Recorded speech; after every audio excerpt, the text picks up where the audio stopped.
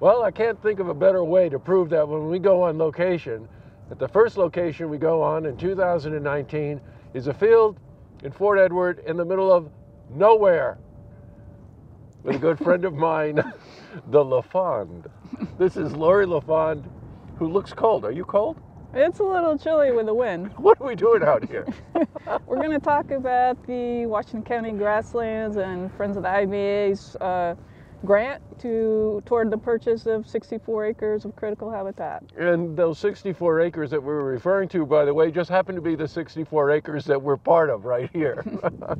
This is Laurie LaFond, who is the founder and the executive director of Friends of the IBA Important Bird Areas. And if you watch the program, Laurie's a frequent guest because we love to talk about her efforts and the efforts of the organization to really help preserve and save some of the endangered species in our region. This particular area, I remember last year my wife and I are here just about this time of year, and there was a beautiful snowy owl sitting on a fence post out there.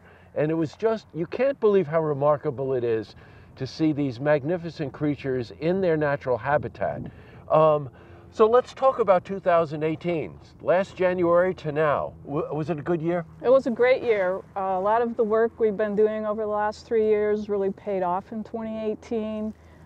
We got legislation passed that authorizes the state to pay taxes on lands it owns in the Washington County Grasslands. That was an important move. So that was really important, Yeah, sure. because before it was taking land off the tax rolls if the state acquired it to protect the birds, and now it doesn't. So it's also making it more fair that it's not just Fort Edward or Argyle paying those taxes, but it's a state, the state paying the taxes for these state endangered and threatened species. Right, which of course helps all of your efforts in getting this land and maintaining the land to help save these animals.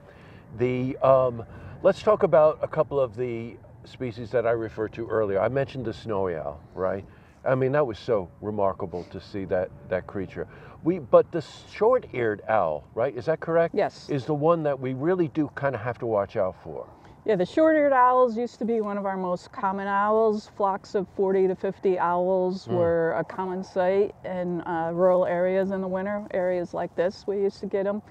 And now there's less than 100 of these owls left in the state. So it's actually not even just a New York State issue, but it's across the Northeast where the species have almost disappeared. And it's really critical to conserve their habitat so that we can bring those populations back, just like DEC did with the bald eagles. Yes, right, got you. Now, to maintain the proper sort of environment for these birds, you have to maintain this property, right? I remember the grass was a lot higher at one point. You need to crop this down, right? Right, the ideal management is to cut, say you have 300 acres, you cut 100 each year, and that gives you the ideal grass heights and densities for a wide variety of these grassland birds.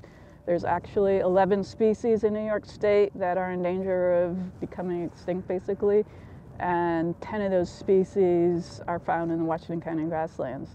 So some of the species will not nest until an area has been left undisturbed for a couple of years. Other species like the short grasses. So if you manage it for the widest variety of birds, you know, you're managing it by cutting every 3 years. We actually cut this parcel 2 years in a row to control for invasive species. So that's another part of the management. It's a lot more complicated than people realize to manage for these birds, but it's definitely worth it. Oh my God, it sure is. Now, this piece of land that we happen to be on now kind of started this whole endeavor, right? So you purchased this back in 2014 or so? Yes. Yep. Right, okay. And let's talk about this grant that you got for this 64 acres. So we just got a $63,000 grant from New York State Parks through the CFA process, but it was a regional and community development grant. And that will allow us to purchase the 64 acres that will go toward that purchase. So that was a huge boost to the effort, and we expect to close on that parcel at the end of January. And our plan is to actually put in like a 1.5 mile birding trail loop from the 14 acres where we're sitting from our viewing area. the Alfred's East Solomon Grassland Bird Viewing Area out to the 64 acres and back. And it's going to be incredible because it supports a lot of the other birds.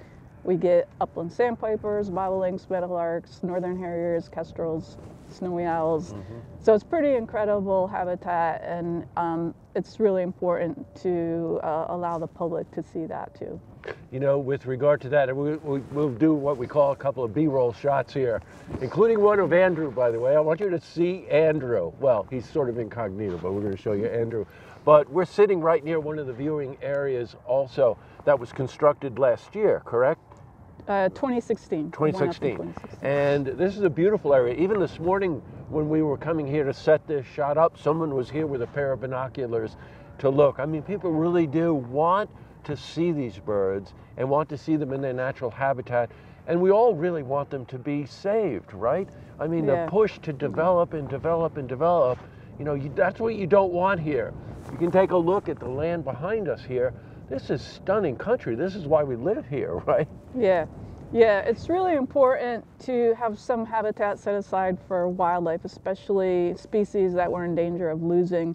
They contribute, obviously there's the aesthetic value of people love to see them and hear them, but they also control crop pests like rodents and grasshoppers and things like that, and they really contribute a lot, the ecological services from these birds and the protection of their habitat. It protects pollinators.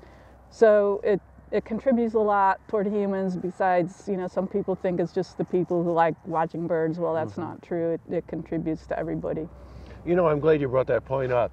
You know, every once in a while, you know, we tend to think, are we the only species that counts on this planet?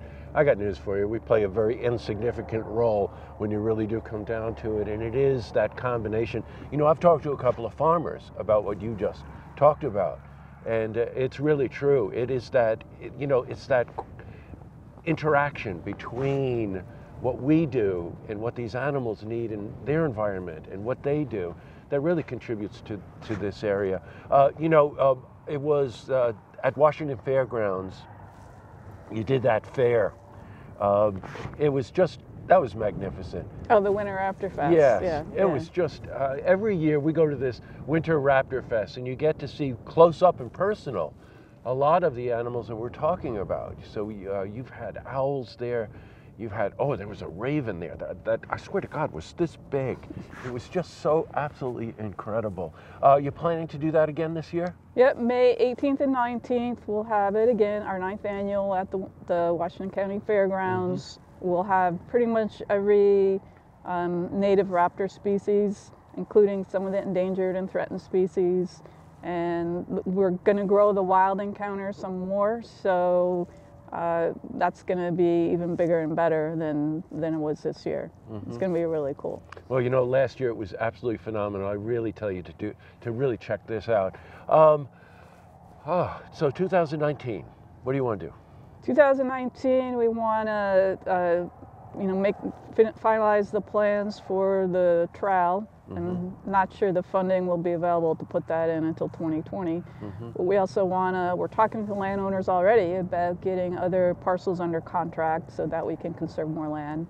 And we're developing a more strategic plan, working with DEC on that for the Washington County Grasslands and even for expanding grassland bird conservation across New York State. Great, and plus you're going to get a lawnmower to, you know, take care of this, are you?